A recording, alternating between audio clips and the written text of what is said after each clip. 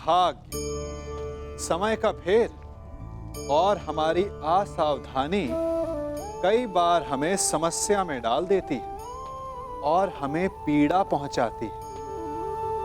फिर हम कभी अपने मित्रों से, कभी अपने आप से, कभी ईश्वर से केवल एक ही प्रश्न पूछते हैं कि क्यों, मेरे साथ ही ऐसा क्यों हुआ? इस प्रश्न का उत्तर किसी के पास नहीं। ये प्रश्न एक चक्रव्यूह की तरह है और इससे निकलने का मार्ग भी एक प्रश्न से ही आता है। यदि ऐसी अनुभूति हो तो स्वयं से प्रश्न पूछिए कि अब मैं ऐसा क्या करूं कि उस पीड़ा का अंत हो जाए। यदि मार्ग में बाधा आए तो ये प्रश्न ना करें कि बाधा मेरे समक्ष ही क्यों आई, बल्कि ये देखिए कि उस बाधा से कई लोग आगे भी बढ़े हैं। आगे बढ़ने के लिए पांव से धरती को धकेलना पड़ता है। जो बीत गया उसकी पीड़ा का मरहम बीते हुए कल में नहीं, आने वाले भविष्य में मिलेगा। वर्तमान को अतीत के अन्याय का शोक मनाने में व्यर्थ ना करें। वर्तमान का उपयोग ये सोचने में करें कि ऐसा क्या किया जाए कि भविष्य में किसी दूसरे को वो पीड़ा ना सहनी पड़े।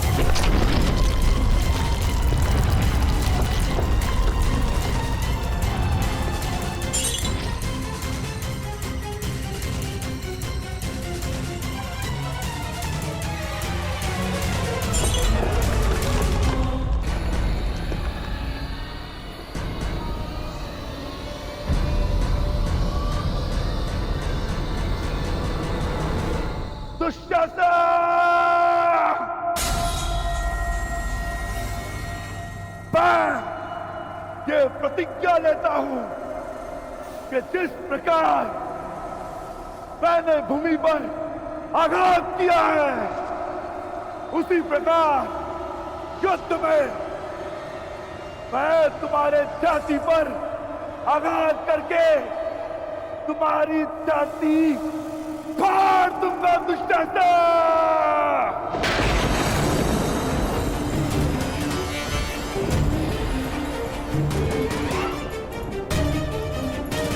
तुम्हारे छाती के लहू से याज्ञसेनी के केश धोऊंगा।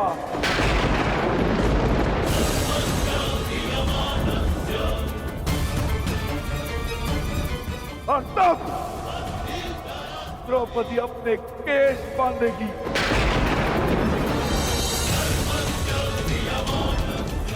तुम्हारे छाती का लहू पीकर मैं अपनी प्रतिज्ञा पूरी करूंगा।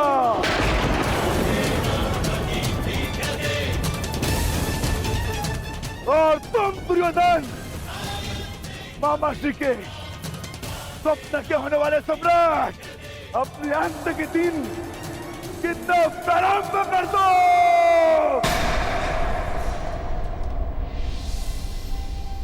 दुर्योधन, मुझे तो भय लग रहा है भीम का।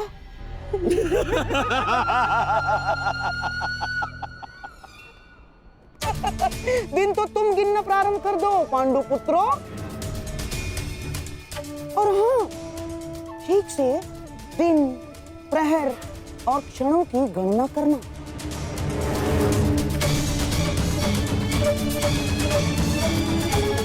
कहीं चूक गए तो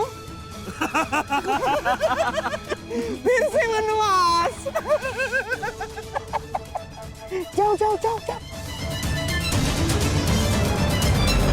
अवश्य गिनेंगे मामा श्री। मैं पांडुपुत्र सहदेव ये प्रतिज्ञा लेता हूं कि ये वनवास समाप्त होने के पश्चात मैं आपका वध करूंगा।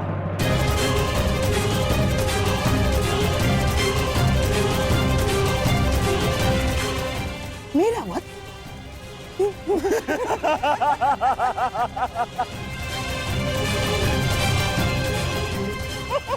जाओ। चलो अनुज, हमें यहां से प्रस्थान करना है।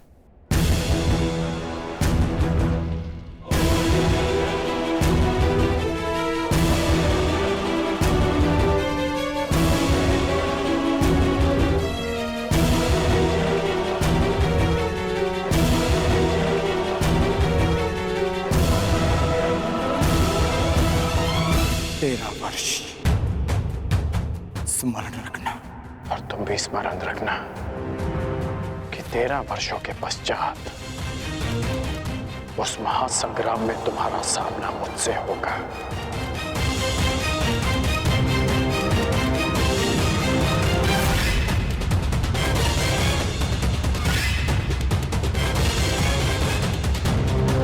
आओ मेरे सम्राट, पांडवों के इंद्रप्रस्थ को अब दुर्योधन की विजय का प्रतीक बनाते हैं। आओ।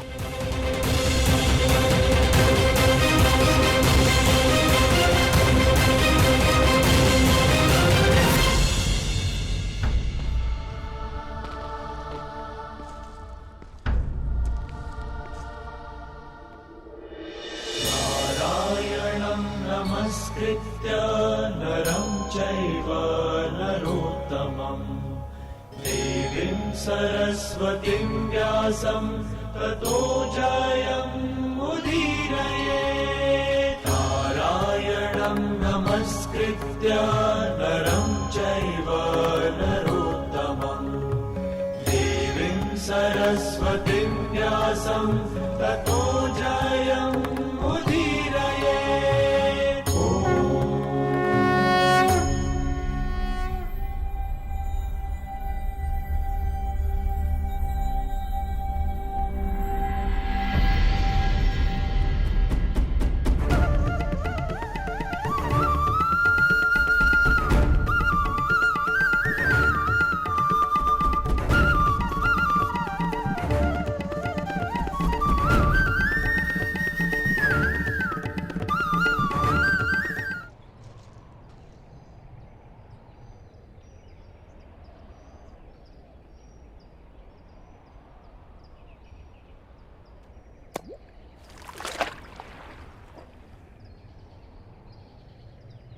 ऊपर से कितना शांत प्रतीत होता है न कर्ण, परंतु भीतर से न जाने कितनी बड़ी अशांति, कितना बड़ा ज्वार छिपा कर बैठा है।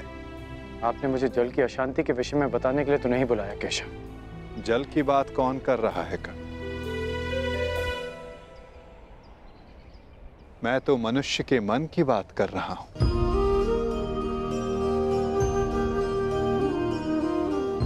मैंने तुम्हें यह कहने के लिए बुलाया है कर्ण कि अब भी अवसर शेष है। अपने मन की शांति पा सकते हो तो बोलो कर्ण, इतना बड़ा अनर्थ देखने के पश्चात भी क्या तुम अब भी दुर्योधन का पक्ष चुनोगे? किसका पक्ष चुनो केशव? किसने उचित किया, किसने अनुचित? किसने धर्म किया, किसने अधर्म? कौन था उस सभा में जो इस पाप के लिए उत्तरदायी नहीं था? हाँ, इस अनर्थ के लिए दुर्योधन अवश्य उत्तरदायी था, परंतु पांडव भी कम दोषी नहीं थे। सब दोषी थे।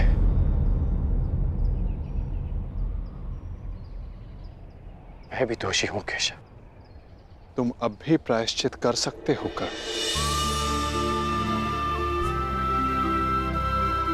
कर सकता हूं केशव, परंतु अब प्रायश्चित का नहीं, दंड पाने का समय है। अपने कर्मों का फल पाने का समय है। अनिच्छा से ही सही, परंतु द्रौपदी का अपमान होते हुए मैंने भी देखा। विवश होकर मैंने पांचाली को वेश्या कहा। एक स्त्री के लिए मेरे मुख से ऐसे शब्द निकले केशव।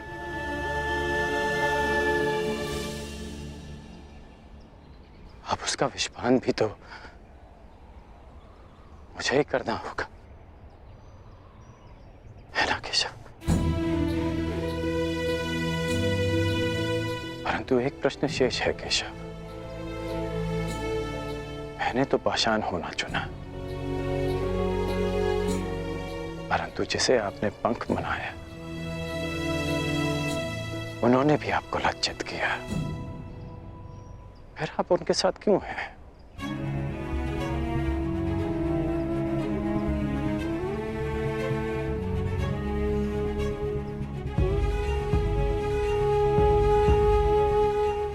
यही प्रश्न उस पंख ने भी मुझसे किया था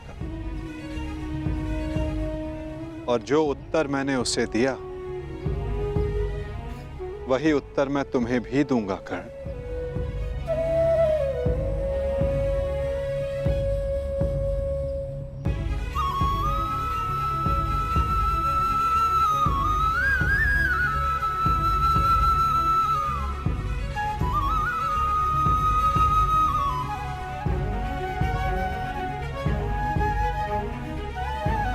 मैं किसी के साथ नहीं हूं कर्ण,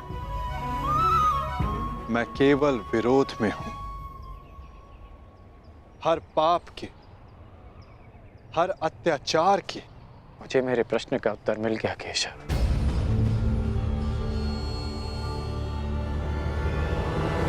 परंतु हमारे मार्ग अलग है।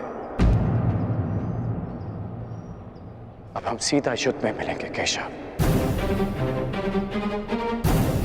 जहां मैं दुर्योधन का साथ दूंगा, अपना कर्तव्य निभाने के लिए नहीं, परंतु द्रौपदी के साथ जो पाप हुआ उसका परिणाम भोगने के लिए। मैं जानता हूं केशव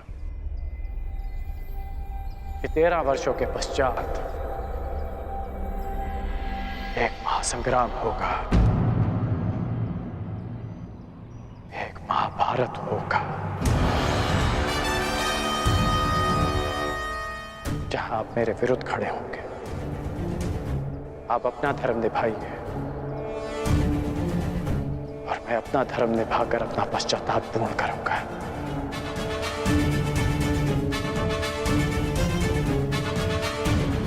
बड़ी बात केशव।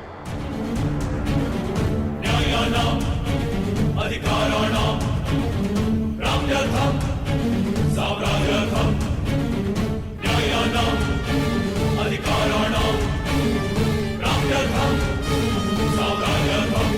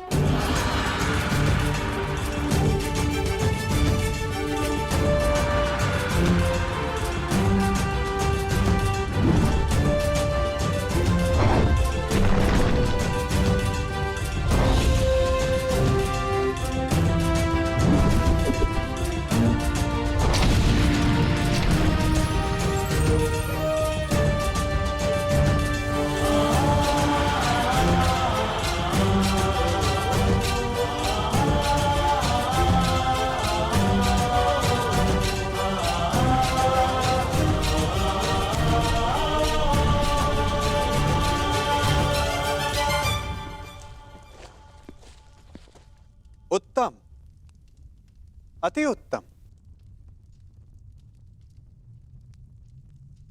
प्रतीत होता है कि वनवास का प्रवास आप पांचों भाइयों को बहुत भा गया है। प्रणिपात। मैं यहां आप पांचों को कुछ स्मरण करवाने आया हूं। भले ही आप सबको इंद्रप्रस्थ वापस नहीं चाहिए, परंतु उन खुले केशों का क्या जो न्याय मांग रहे हैं।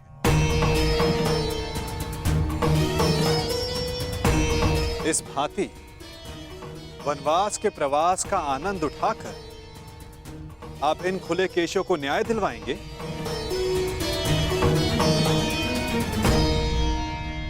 हम ना वो खुले केश भूले हैं और ना ही अपना प्रतिकार।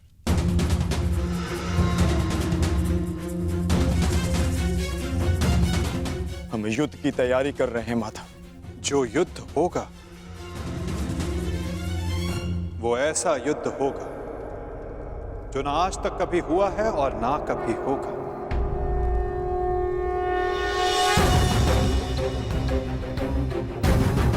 तुम्हें पता ही नहीं पार्थ कि युद्ध में तुम्हारे समक्ष कौन कौन होंगे। दुर्योधन, दुशासन,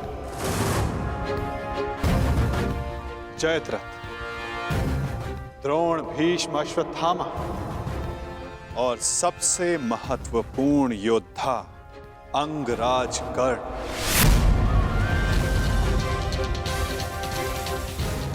ये एक भीषण युद्ध होगा और इस युद्ध की तैयारी भी भीषण करनी होगी पार्थ।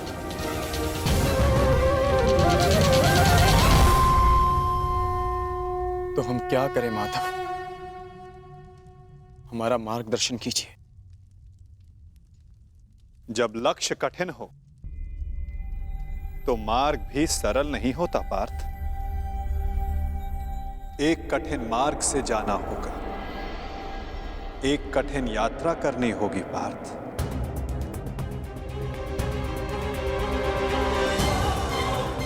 अपने शस्त्रों की तीक्ष्णता और अस्त्रों की शक्ति बढ़ाने का समय आ गया है। वैसे आचार्य द्रोण ने तुम्हें कई दिव्य अस्त्रों की दीक्षा दी है, परंतु तुम्हें अब भी एक महत्वपूर्ण अस्त्र पाना शेष है पार्थ।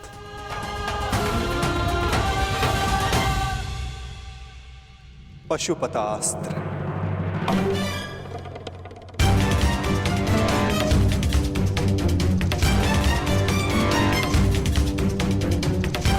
भगवान शिव का महाप्रलयंकारी अस्त्र।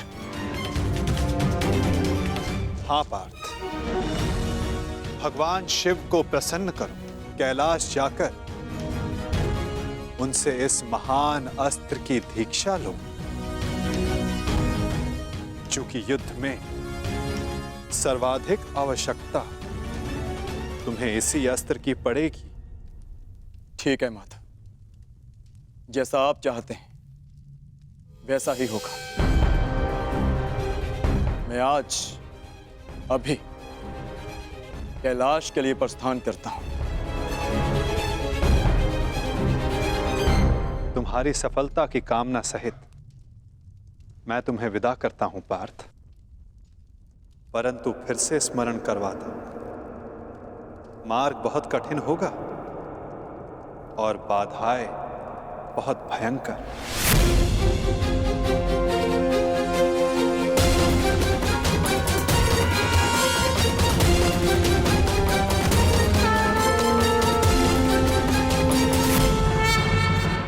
कोई हमारे साथ छल करता है, कोई हमें पीड़ा देता है, तो तन दुख से और मन प्रतिशोध से भर जाता है।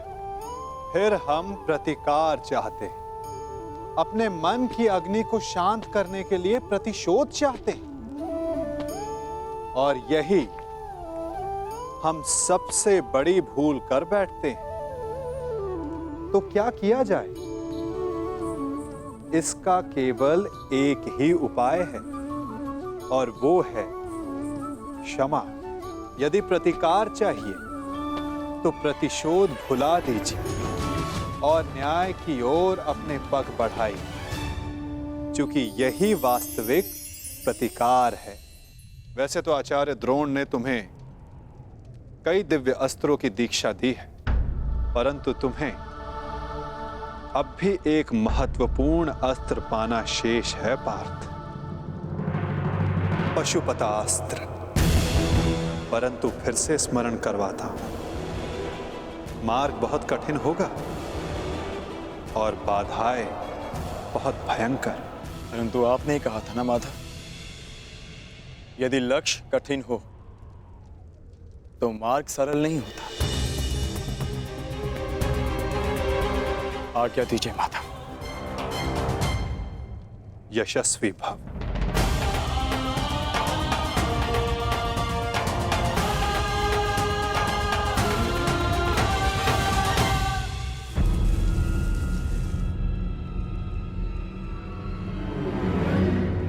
क्या हुआ माधव? अब वहां देखकर मुस्कुराए क्यों? क्या था वहां? गुप्तचर जो गुप्त नहीं रह पाया। सुना क्या कहा गुप्तचर ने? अर्जुन पशुपतास्त्र लेने कैलाश पर्वत जा रहा है और मेरा ये महान पुत्र यहाँ चैन से बैठकर बंसी बजा रहा है। मैं अंधा हूं, फिर भी तुम्हारा भविष्य देख सकता हूं। अंधकार में जा रहा है तुम्हारा भविष्य। महाराज, आप व्यर्थ ही चिंता करते हैं। अर्जुन का कैलाश पर्वत पहुंचना सरल नहीं होगा। अस्त्र पाना तो बहुत दूर की बात है। अच्छा, तुम भूल रहे हो गांधार राज, अर्जुन बली है, हठी है, पराक्रमी है। यदि उसने वो अस्त्र पा लिया तो तुमने उसे रोकने की क्या व्यवस्था की है?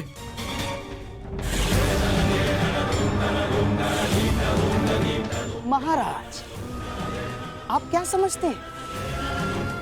इतने दिनों से महर्षि दुर्वासा का सत्कार हम यूं ही कर रहे हैं। महर्षि दुर्वासा के वरदान में बल है तो श्राप महाबलशाली है। उस अर्जुन ने अपनी यात्रा प्रारंभ तो कर दी है, परंतु दुर्वासा के श्राप के अग्नि से अर्जुन समेत सभी पांडव जलकर भस्म हो जाएंगे।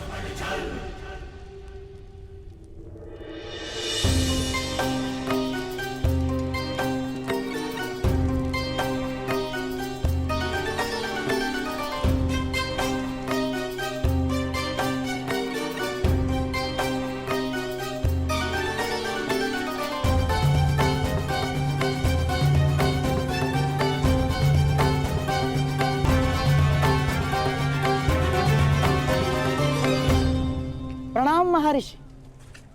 आशा करता हूं कि हस्तिनापुर के आतिथ्य से आप प्रसन्न हैं। अति प्रसन्न हैं गांधार नरेश। आपके भांजों के परिश्रम और सेवा से हम अत्यधिक प्रसन्न हैं। वरदान मांगो।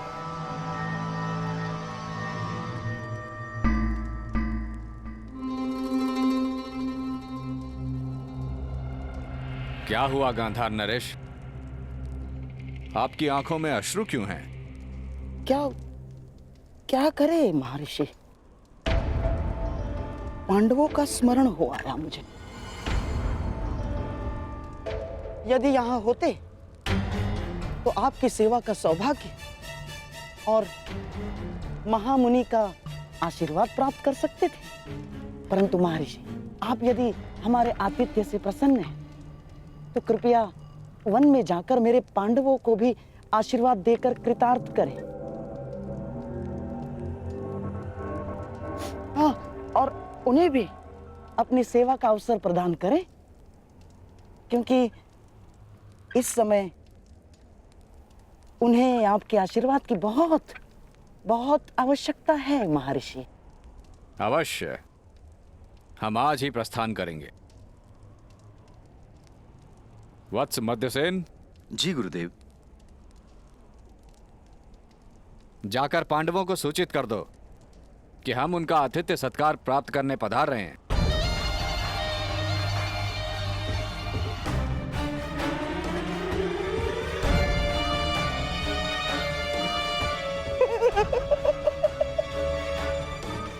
भूखे ब्राह्मण के श्राप से अधिक विध्वंस कुछ नहीं होगा दुर्योधन। और विशेषकर तब जब ब्राह्मण दुर्वासा जैसा हो, जिनका क्रोश और श्राप दोनों उनके वश में नहीं होते। बेचारा अर्जुन पशुपतास्त्र पाने से पहले दुर्वासा मुनि का शापास्त्र पा लेगा और उसमें भस्म हो जाएगा।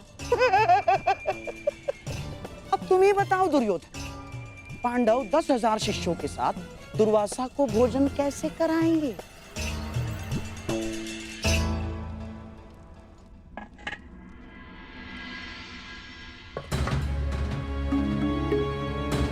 घर में अन्न का एक भी दाना शेष नहीं है।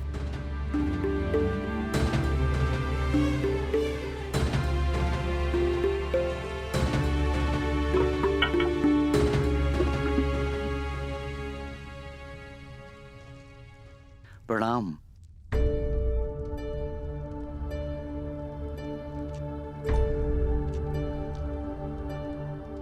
प्रणिपात ब्राह्मण पुत्र, क्या आप वन में मार्ग भटक गए हैं? नहीं, मैं केवल ऋषि दुर्वासा का संदेश लेकर आया हूं। महर्षि दुर्वासा पधार रहे हैं।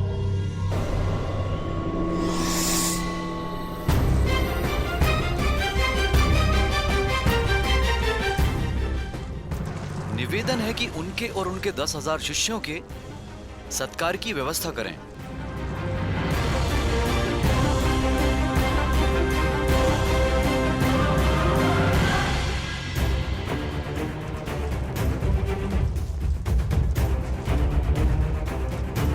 दुर्योधन, जो काम लाक्षागृह नहीं कर पाया, वो काम दुर्वासा का श्राप अवश्य करेगा।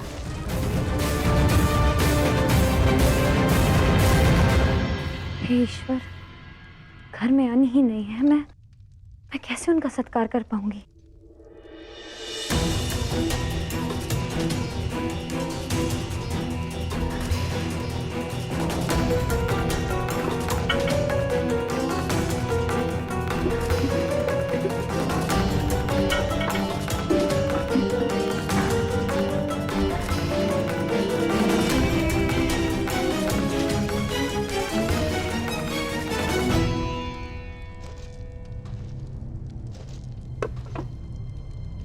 महर्षि दुर्वासा पधार गए हैं। हे गोविंद, अब बस आप ही का सहारा है। रक्षा कीजिए गोविंद, सहायता कीजिए।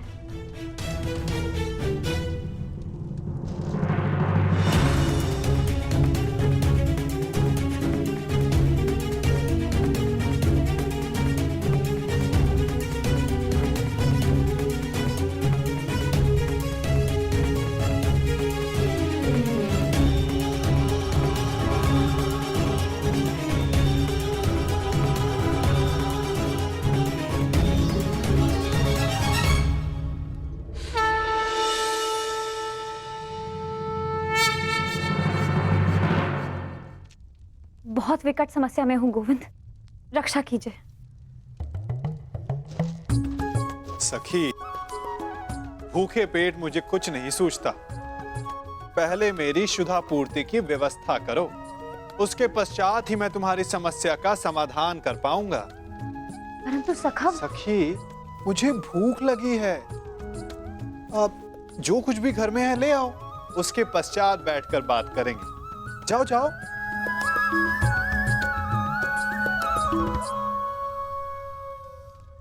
सखी, ऐसे क्या देख रही हो? तुम्हारा सखा भूखा है।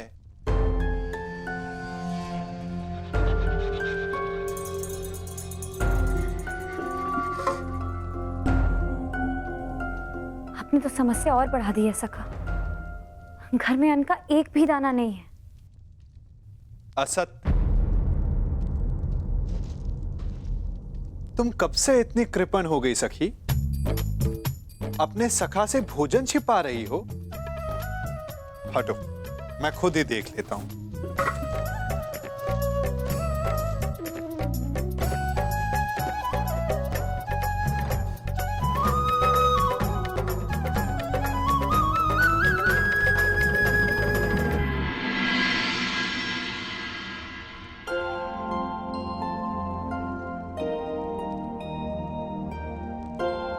कहा था ना, अपने सखा से तुम भोजन छिपा रही हो।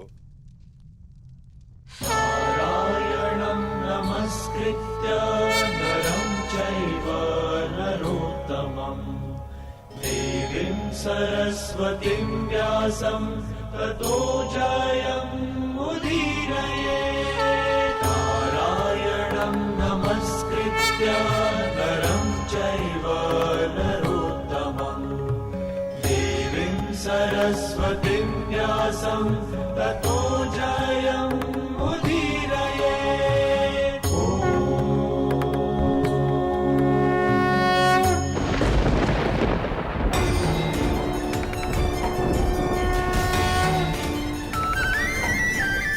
श्री कृष्ण गोविंद हरे मुरारी हे नाथ नारायण वासुदेवा।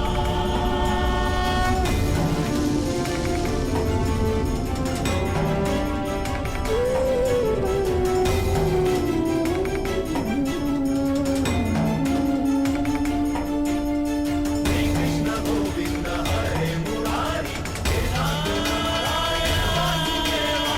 कृष्ण गोविंद हरे मुरारी हे नाथ नारायण वासुदेवा।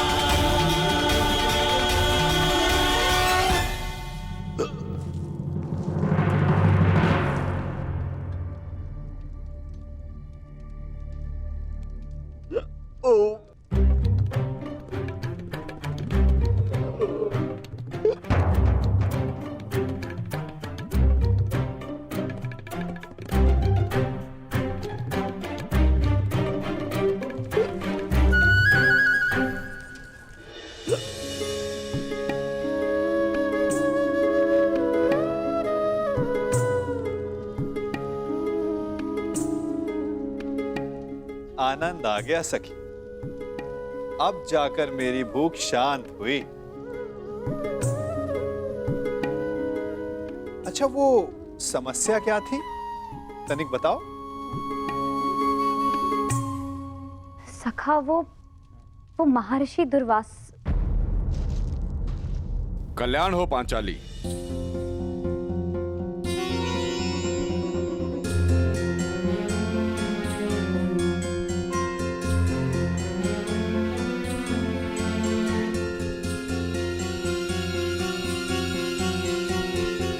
प्रणिपात महर्षि।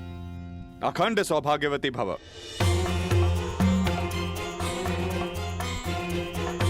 वो महर्षि दुर्वासा, आपसे निवेदन है कि थोड़ा जल मिलेगा? जी जी जी।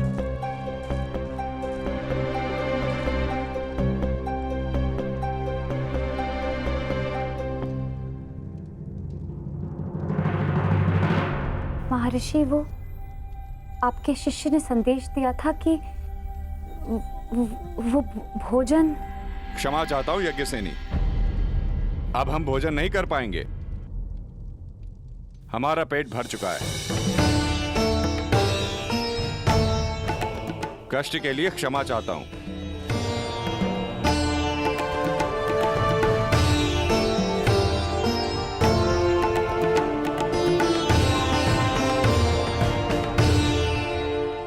प्रणिपात ऋषिवर।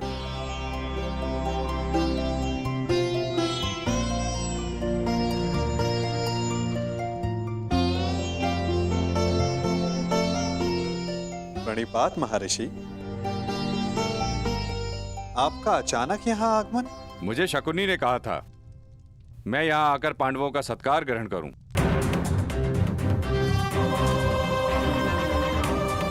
किसी भी साधु को किसी का भोजन और निमंत्रण बिना सोचे समझे स्वीकार नहीं करना चाहिए महर्षि। यदि आपने जान लिया होता तो कदाचित आप हस्तिनापुर का आतिथ्य ग्रहण नहीं करते।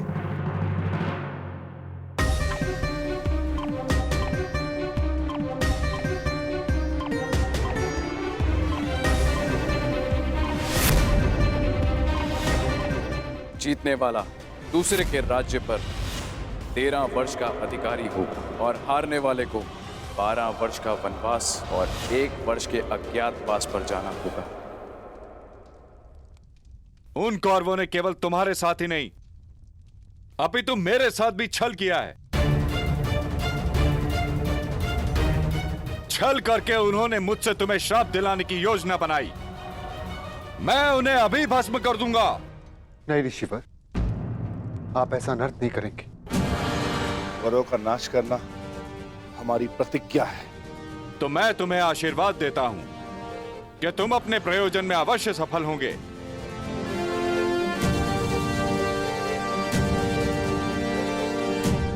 और यदि उन मूर्ख कौरवों ने तुमसे युद्ध किया तो उनका समूल विनाश हो जाएगा।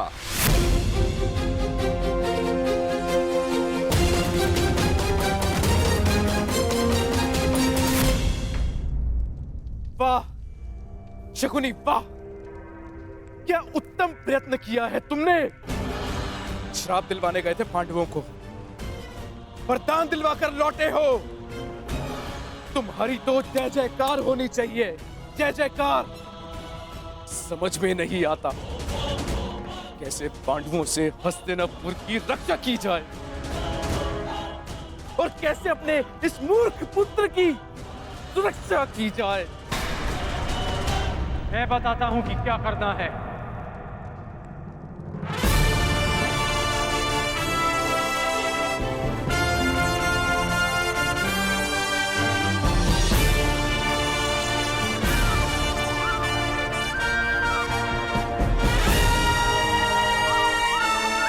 वही करना है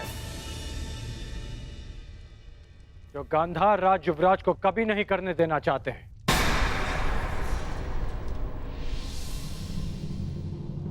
पराक्रम।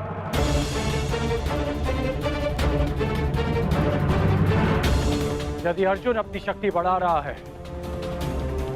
तो हस्तिनापुर को भी अपना बल बढ़ाना चाहिए।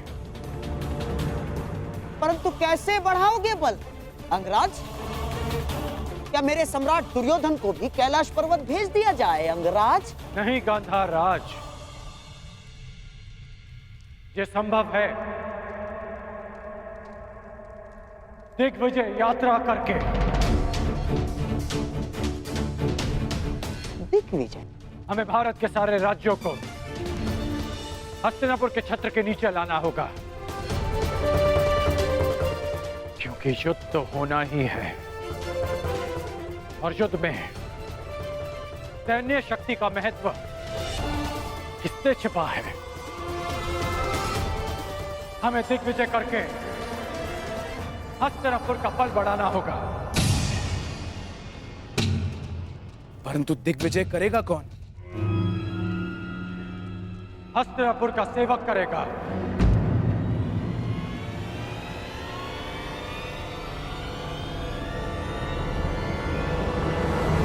मैं करूंगा दिग्विजय यात्रा। यदि अर्जुन तपस्या से शक्ति प्राप्त करेगा तो मैं अपने पराक्रम से हस्तिनापुर का बल बढ़ाऊंगा।